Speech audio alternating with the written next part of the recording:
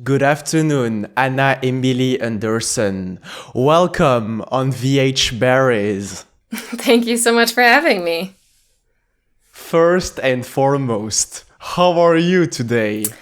I'm good. I'm just hanging out here with my dog. He's on my lap because he's an anxious little guy. So we're just having a nice cuddle and chat at the same time. Creativity, construction, dream. Those are the three words that defines at first sight your success, namely as an actress. Wow, those are. I'll take it. Yeah. Did you want me to elaborate on that, or? Yes, sure. Well, I'll just tell you the whole story of how I came into acting and all of that good stuff.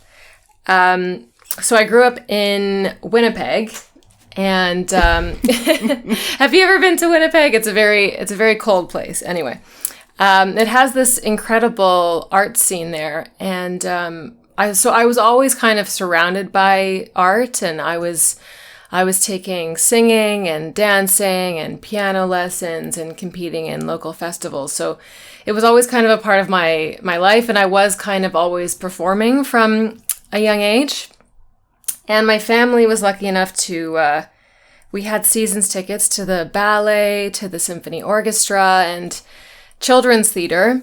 And when I was old enough, my parents took me to my first real adult play. I think I was 12, maybe 13, at the Manitoba Theatre Centre, MTC. And it was a play. I think it was a musical. It was called Lady Be Good. And it blew me away. I think it sparked something in me. And I knew that I was drawn to it, to I guess, to theater or to acting. But no one told me that was an actual job that I could do. And at the time, I was more interested in the medical field. I actually grew up wanting to be a surgeon. That was my life plan. I was going to move to England and for some reason go to Oxford. I don't even know if they have a medical program in Oxford, and be a brain surgeon. But when I got to high school, I realized I didn't want to be in school for 10 years. And I also just didn't have the marks to get into medicine. So our school was very academic. I went to an all-girls Catholic private high school. It was very math, science oriented, but they had a great theater program there, and they'd put on this big musical every year. And in grade 10, I finally got up the guts to audition for Beauty and the Beast, and I didn't get the part. I actually didn't get any of the parts that I auditioned for in high school, but I just remember it feeling so exhilarating. And I felt like, even just auditioning, I felt like I was being seen in this new, exciting way, and that I was good at it, even though I wasn't getting the parts. And it made me feel so happy and alive. So once I graduated high school, I felt pretty lost, and I wasn't sure what I wanted to do. So I took a couple courses in university. I took theater arts and psychology, and it just wasn't for me. So then I tried college, which was, it's every day, all day. It's more like a high school kind of feel. And I went into creative communications, which is like advertising, public relations, journalism, and broadcast journalism. And by this time, I had started taking an on-camera acting class, and my love for it was just continuing to grow. And I started doing extra work on set to earn some money, and I just could not get enough of it. I worked as an extra on this show called House Party, where they needed the same extras for about a month, I think it was. And I was just so addicted right away to being on set. And I did another job where I was a caroler outside in like minus 50-degree weather in this movie called New in Town with Renee Zellweger. And I remember, even though I was like absolutely dying of cold, I would get a glimpse of Renee doing a scene, and I'd just get so excited. And I felt like I was part of this secret club, and it felt so magical. But the job that changed everything for me was a movie called Lullaby for Pie. I was hired as a stand-in for Clémence Posey. I think that's how you pronounce her name. And Absolutely. Yeah, okay, good. Because you're French, so you would know. And I got to be right there on the sidelines, just watching her and Rupert Friend and Forrest Whitaker, as just these incredible actors. I just got to sit there and watch them work. And I loved it so much that I kind of took it as a sign. I really wasn't enjoying college anyway, so I quit before my first year final exams, and I decided I was going to be an actor. So I moved to Toronto and auditioned for theater school, and the next day I had a letter in my mailbox that I had gotten in. And I remember I cried so hard because I was so excited and so scared, and it meant that I was going to be leaving my home for the first time and living without my friends and my family, and that was really hard for me. Theater school was incredible, and it was also really, really hard. Like I said, it was my first time being away from home, and I was really homesick, and it was a grind. I would go to school every day, and then I'd work evenings and weekends at a restaurant, and it was exhausting. Yeah, I had so many jobs. I remember I worked at Second Cup for a day. I worked at a bakery. I was a server at a deli. I handed flyers out at a mall. I babysat. I did standardized patient work. And it was so it was a 3-year program. And between my second and my final third year, I did this play at the Toronto Fringe Festival, and a casting director, Jason Knight, came to see it, and he was very complimentary, and he gave me his card, and I think it was the next day I had my very first audition. So it was kind of like the right place, right time. I started auditioning more that summer without actually having an agent even, which is rare. And other casting directors started calling me in, and I booked my first role. It was this 1 or 2 lines on a show called The LA Complex, and I was so nervous and excited, and I felt like I'd made it. And I also just felt like I had so much support at the beginning. Like these casting directors were championing me and supporting me, and it gave me a lot of confidence. And yeah, I'll always be really grateful for that. And then in third year, we did a few plays for the public, and agents would come see them, and I ended up signing with an agent, and I've been with her ever since. And bringing it back to like those words that you said at the beginning, the dream part stands out to me because I never knew that was even a dream that I could have. And when I was there in theater school doing it and grinding and hustling, I would call my parents, I'd call my mom, and she would remind me all the time, you're living the dream, you're living the dream. So I kind of just try to hold on to that still, that, that I am living the dream. To some extent, thanks to your bad grades in science and math, Anna Emily Anderson never became a surgeon. But in account of this situation, we should not celebrate too early because Eleanor Bonnevilles exists and she's around town. Uh-huh. Yeah, that's hilarious. I never thought that almost failing a grade, math, would lead me somewhere great. I never thought about it that way. Eleanor Bonneville. Yeah, that was, I remember watching, have you seen Saw? Like, have you seen all of the Saw films? Absolutely, and I would say that on Jigsaw, those scenes were very scary, to use only that word. That's good. I remember watching Saw. I think I only saw the first 2 because I was too scared. I watched them in high school, and then when this audition came around, I didn't know right away that it was related to the Saw franchise. So I kind of I did a tape for it, and then I did another tape for it, and then it kind of went away. And a couple months later, they came back asking for a tape for Eleanor. And I think they had lost their actress for the role, actually, so it was pretty last minute. And I taped, and I think I got it the next day. It was like this crazy whirlwind, and I was shooting on set like a week later, so it all happened really fast. I feel, Anna Emily Anderson, that everything that is happening in your life always comes the next day.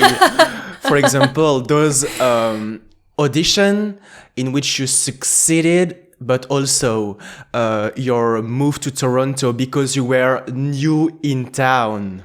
There have been a few moments like that where suddenly everything just clicks and it all works out. But there have also been moments like many, many moments where that does not happen. You know, my life and my career are not some big fairy tale by any means. And The Purge is an example of that. It was, well, okay, so I did the first Purge audition and I got a call back for the next day. So that was great. And then I didn't end up testing for it until probably 6 weeks later. So I had all of this time to worry about it and think about it and wonder what was going to happen and why they weren't calling me. And it was just kind of torturous, but it all worked out in the end. If you want to stay awake all night, I highly recommend the Anderson filmography. But on the other hand, if you want to have a peaceful night and not wake up every 5 minutes, I don't recommend the Anderson filmography. I also don't recommend it if you want to sleep. I have a lot of trouble with horror films myself. I'm getting better at it though, because my partner's son is really into horror films. So we've been watching some together, and I can almost watch a whole movie without covering my eyes the entire time. So I'm getting better. You're getting better, but I also saw that all around the construction of your journey, you always had this fascination and this interest for human. And for example, by having a skeleton in your room. Oh. Yes, let me clarify. This is not my room. This is my partner's son's room, which is why there's a skeleton. Yeah, This is still a human. They are everywhere around you. You are attracting those scary things. I guess I am. I don't understand it. As someone who is so easily terrified, I am very curious and fascinated by things that are scary and morbid, I guess. But truly, I'm a scaredy cat. Anna Emily Anderson, you just told me that the skeleton and neither the spiders were yours. But how about the Matrix Revolution poster?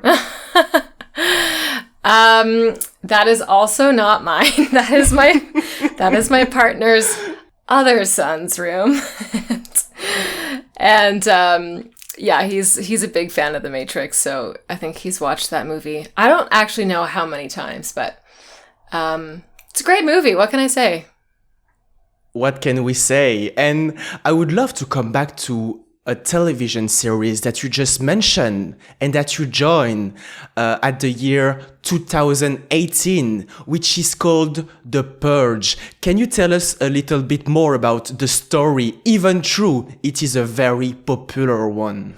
Yeah, so The Purge is an anthology horror series. It started as a series of movies and they made it into a TV series. It's set in a dystopian America run by a totalitarian government that legalizes all crimes, including murder, for 12 hours, I think, once a year, every year. So it's about our characters and their journeys trying to survive the night. Absolutely. And would you say personally, Anna Emily Anderson, that this is a good idea? No. Highly, highly do not recommend.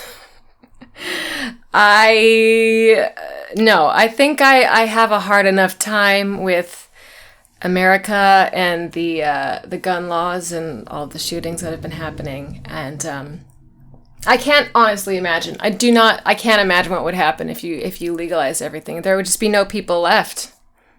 Absolutely. And to come back, Anna Emily Anderson, on the more funny side of it, by choosing a path of a wise investor, you're guaranteed that during the purge, nobody will take your phone because it is an iPhone 6 from 2014. Yes, that is right. And actually, I remember I lost my phone. I forget what phone I had, but I lost my iPhone right before I was testing for the purge, and I went to the store to get this new iPhone, which at the time was new, and now it's basically from the dark ages.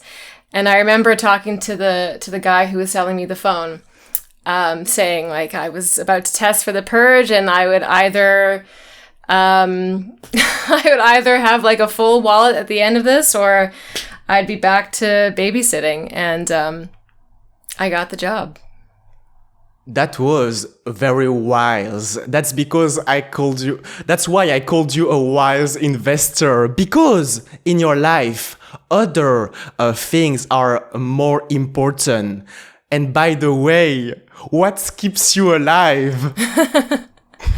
Yes. This is a clear transition. Okay. What keeps you alive? Mm-hmm. Yes, that is another horror film that I did. And the story around that one is I just finished my first pilot season in LA, and I hadn't booked anything. I was feeling pretty down and a little worthless, as you do when you're not booking. And I was literally in therapy crying to my therapist that I was having a hard time and I couldn't get work. And then my phone rang. I didn't answer it. And when I left the session, I had a voicemail, and it was my agent saying that I was being considered for this role and I should read the script. So I read it. I loved it. And I had a quick meeting with the director on the phone, and then I got the job. So, and also, Kathleen Monroe, who you interviewed, I watched that yesterday.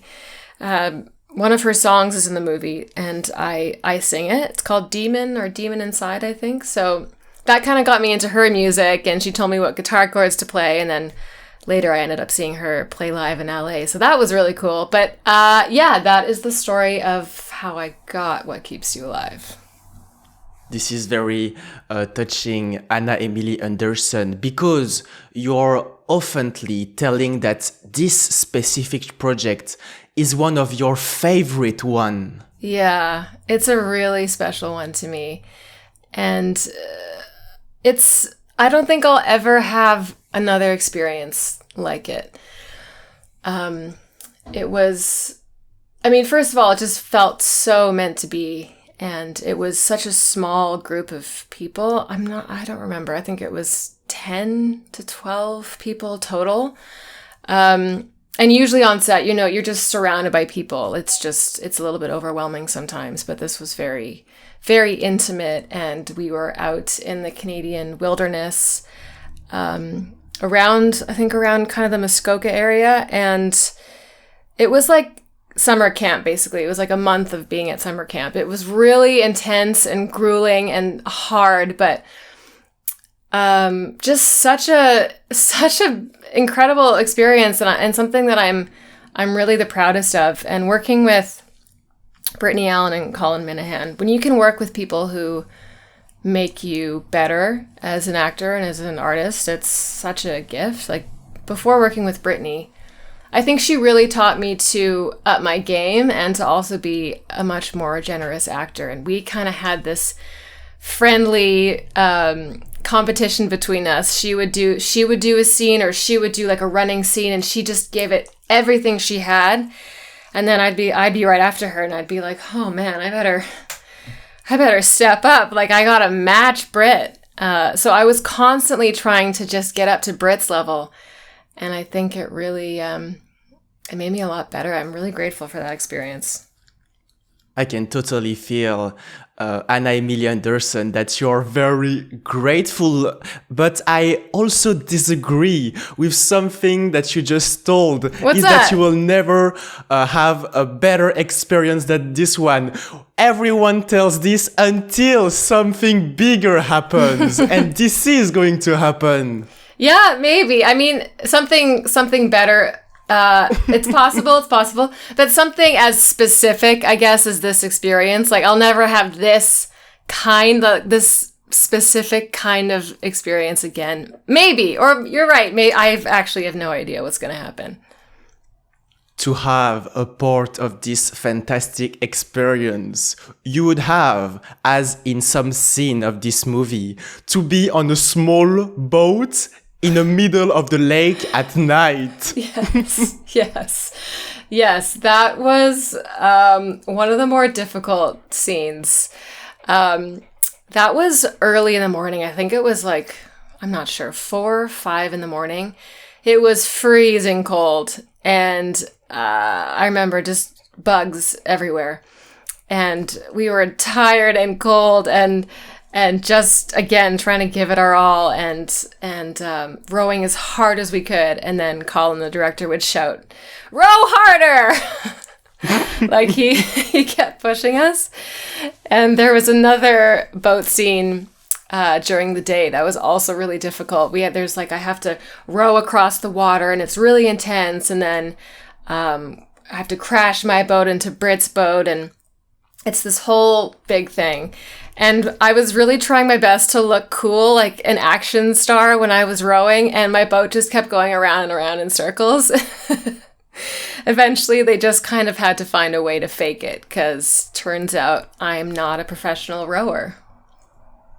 Obviously, when you're doing a movie, Anna Anderson, you are actually on the set, which means that you're seeing all the contents being created. But how do you feel rewatching some of the scary movie and some of those scene with pain? And to come back to the very beginning of my sentence, I inverted your two names. Oh, that's okay.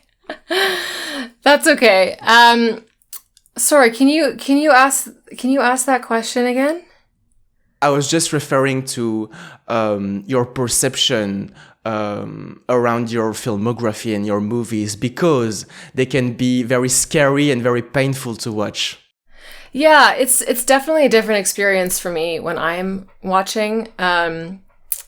Jigsaw, I still got scared because there were parts of the movie that I wasn't filming, so there was a whole storyline that I hadn't seen until actually watching it, so that was scary. But otherwise, because I'm so involved in the making of, it's just a very different experience for me. It's more like, oh yeah, I remember how I was feeling on this day, and this thing happened with this person, and I had this for lunch. Like it's kind of like, it's like reliving old memories almost.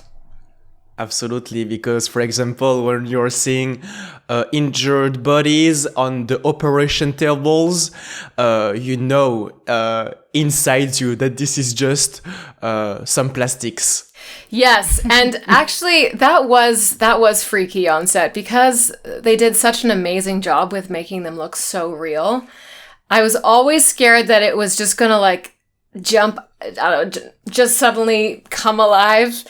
And when it was, when it was dark on set, I would look around, and there were times where there were just like bodies kind of everywhere, and they looked so real. And I was by myself, and it was really freaky. Anna Emilia Anderson, in this situation, maybe you should be careful. Wow, look at you. You're really good at those transitions, aren't you? That's the best pieces of advice that I can give you as the date of today. Yeah, so maybe you should be careful. Excellent transition. That is the title of a new short film that I produced back in January 2021. It's a dark comedy about a date night gone wrong. I'll just tell you the whole story of it. Our main character, June, has set up this little date night at home to spice things up with her boyfriend, Alistair, who's distracted by an alert on his phone about a female attacker in the neighborhood. And the description is eerily similar to June. So it becomes this kind of cat and mouse game of, is she or is she not the killer?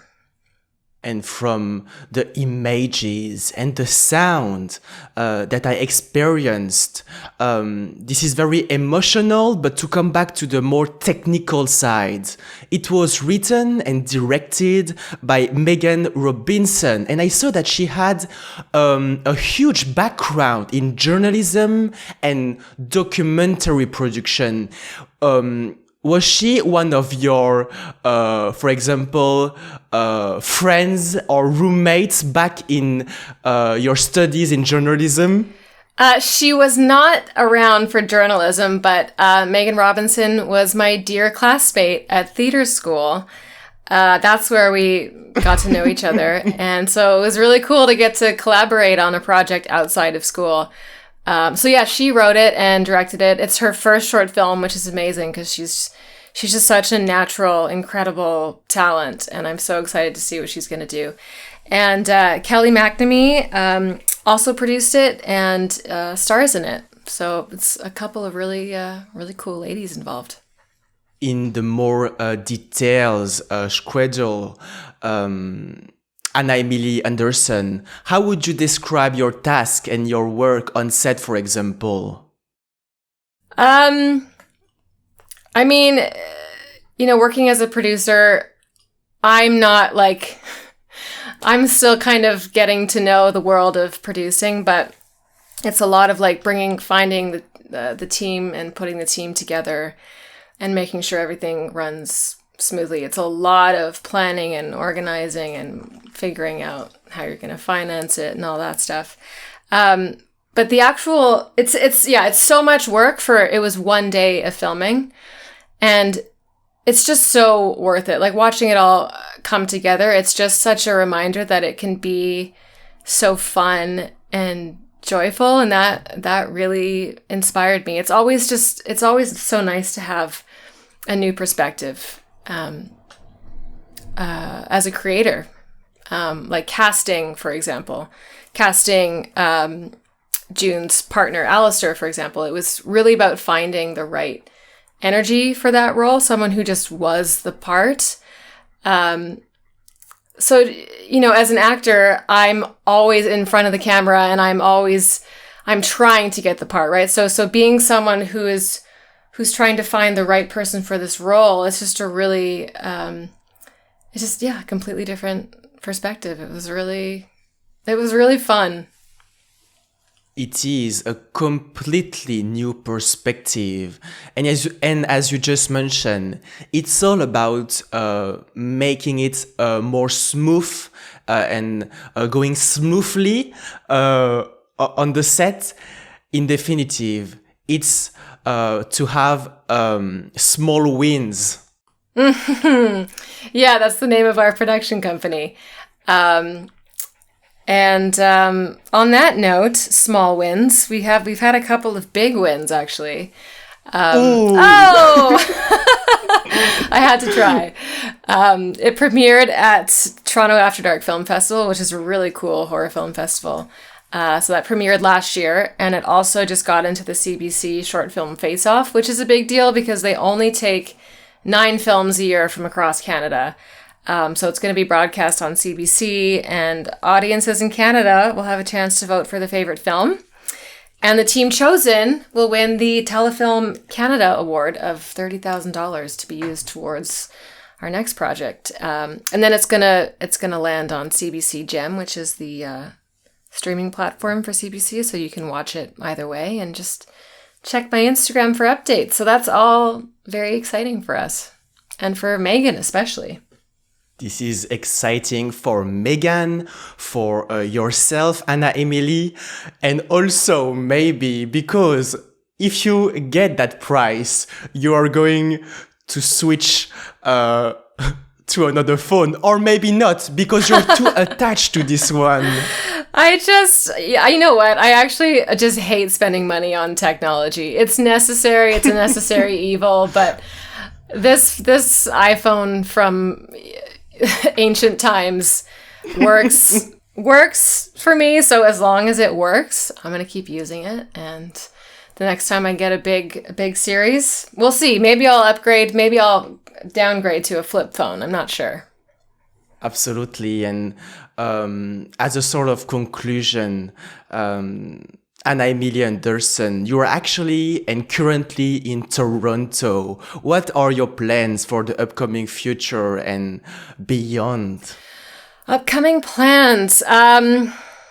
Well, my partner and I started a garden this year, which is something I've never done before. And we're trying to grow vegetables because the eventual dream is to move somewhere to the country with lots of land and have chickens and be able to, raise our own food. Other than that, I have a movie coming out. It's currently called Dark Nature, about a therapy group who goes on an isolated weekend retreat in the Canadian Rockies that goes terribly wrong. And that was chosen as one of the... Also, don't watch that if you want to have a good sleep at night. It was chosen as one of the Fantastic Seven to be showcased at the Cannes Marche du Film program this year, which is the business counterpart to the film festival. So I'm waiting to hear news about that and how that went and when it will be coming out. I'm guessing it'll be sometime in the fall. We'll see. We will see, but I am pretty sure that having your own chickens that makes their own eggs is more rewarding than producing a feature film. Yeah, I mean, so far, just seeing our little garden grow has been one of the most rewarding experiences I have. So if I can get even one cucumber or one tomato, I will be ecstatic. Thank you very much, Anna Emilie Anderson. Thanks so much, Victor.